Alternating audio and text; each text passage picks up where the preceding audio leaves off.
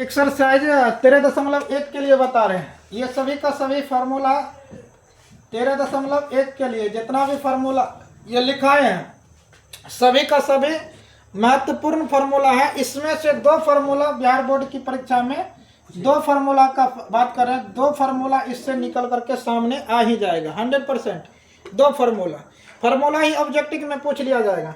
तो अब याद रखना है किसको किसके बारे में इस चैप्टर के अंतर्गत 13.1 के अंतर्गत 13.1 से लेकर के 13.2 और 3 के अंतर्गत किसका किसके बारे में पढ़ेंगे। तो घनाभ के बारे में पहला नंबर का पढ़ेंगे, घन के बारे में पढ़ेंगे और बेलना के मारेंगे और शंकु का पढ़ेंगे। किसके बारे में? शंकु के बारे में पढ़ेंगे। तो ये क्या है? घनाभ है।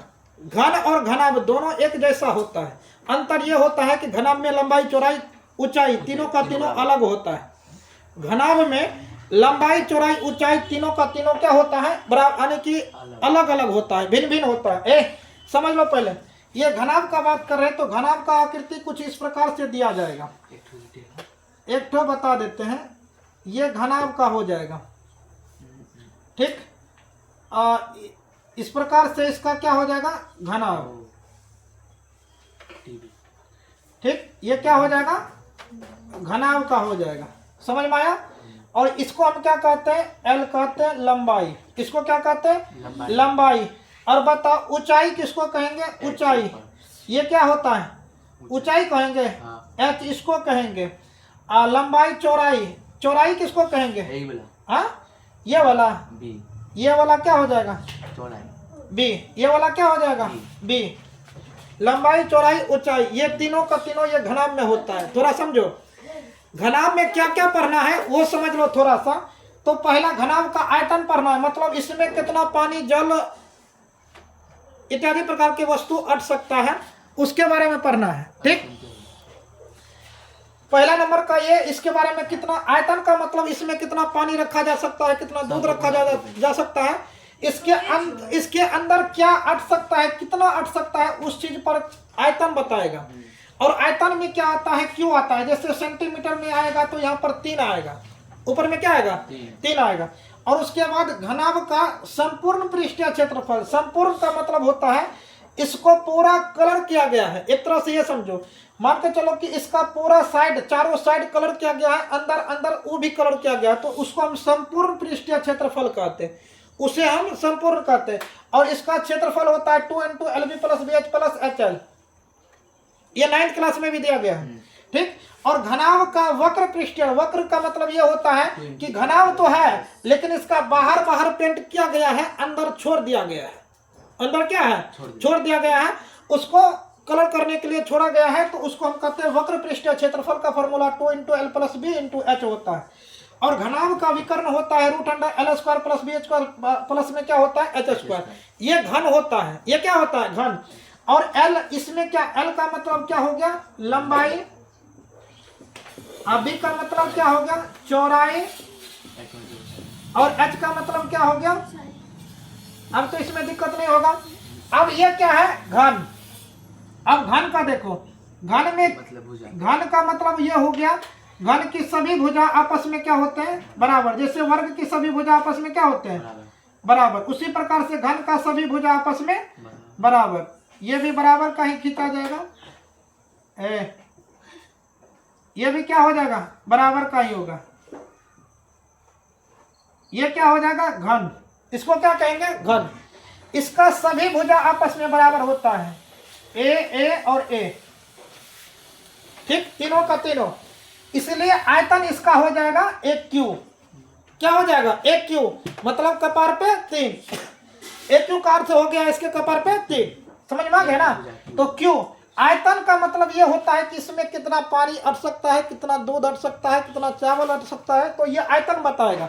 कितना भार है ये आयतन के द्वारा नापा जाएगा। या तो इसको नाप करके देखा जाएगा, तो इसका किलोग्राम में जब बताएंगे 5 किलो का है, 10 किलो का है, 15 किलो का है। समझ में आ गया ना?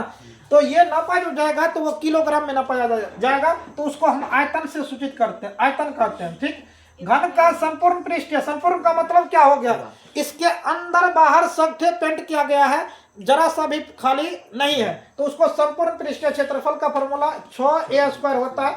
और वक्र का मतलब इसके बाहर से पेंट किया गया है चारों ओर, नीचवा छोड़ दिया गया है, ऊपरवा छोड़ दिया गया है, इसको हम क्या कहते हैं, वक्र पृष्ठीय क्षेत्रफल का फॉर्मूला 4a² होता है। घन का विकर्ण होता है, घन का विकर्ण √3 गुना भुजा होता है। समझ में आ गया, ये भी इसका खत्म। अब यहाँ पर बेलना, ये समझो, ये चकला कहाँ गया है घूरने के लिए। चलो बेलना बताओ कैसे बनता है, ये तो सबको पता है, बोलो ना, रोटी जैसा, वो सब बेलना नहीं पढ़ना है, ये वाला बेलना पढ़ना, वो बेलना नहीं पढ़नी है जब रोटी बनवे मन में।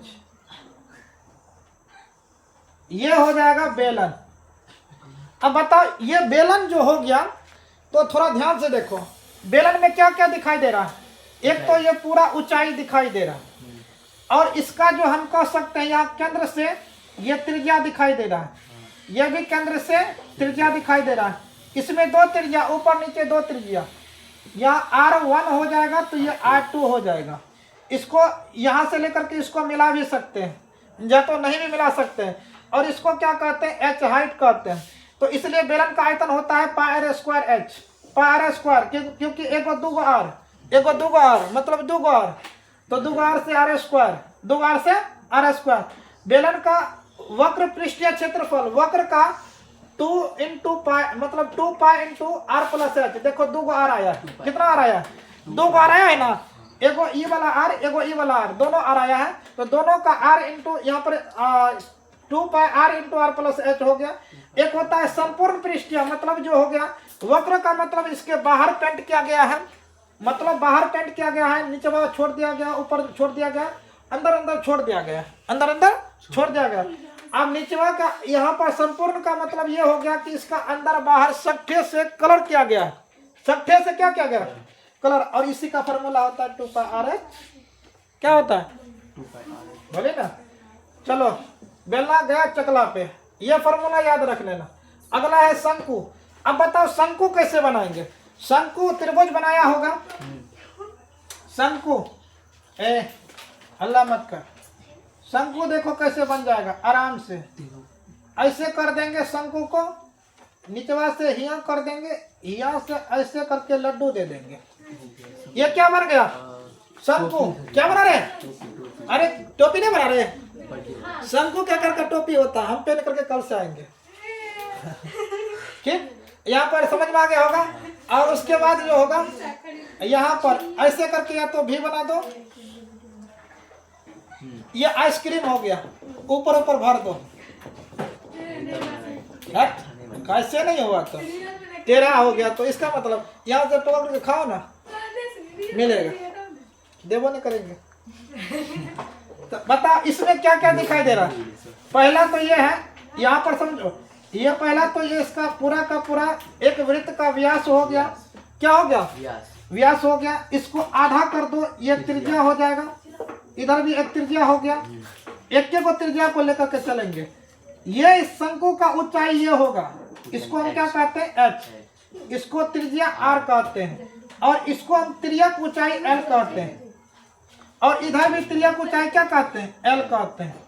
तो इसलिए इसका फॉर्मूला शंकु का आयतन का 1/3πr²h, शंकु का संपूर्ण पृष्ठीय क्षेत्रफल πr × l यानी कि l+r होता है, इसका वक्र पृष्ठ का क्षेत्रफल πrl होता है, शंकु का त्रियक ऊंचाई होता है, रुतबा में h+h²+r², ठीक। इतना को फार्मूला को याद कर लेना, कल हम सुनेंगे ना तो फटा चलेगा।